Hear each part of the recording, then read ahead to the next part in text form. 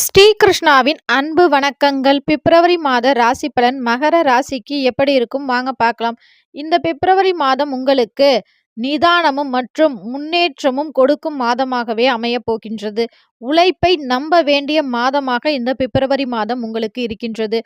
பணியிடத்தில் சக ஊழியர்களிடமிருந்து இருந்த மனக்கசப்புகள் நீங்கி சுமூகமான சூழல் ஏற்படும். மாதத்தின் இரண்டாம் பாதியில் பணவரவு அதிகரிக்கும். இருப்பினும் தேவையற்ற பெரிய முதலீடுகளை தவிர்ப்பது நல்லது. சேமிப்பில் கவனம் செலுத்துவது அவசியம். குடும்பத்தில் அமைதியும் மகிழ்ச்சியும் நிலவும். நீண்டகால காதல் திருமணத்தில் முடியும் வாய்ப்புள்ளது. இதுவரை பிரிந்திருந்த தம்பதியர்கள் ஒன்று சேர்ந்து கருத்து வேறுபாடுகள் மறையும் வாய்ப்பும் இந்த மாதம் அதீதமாகவே இருக்கின்றது.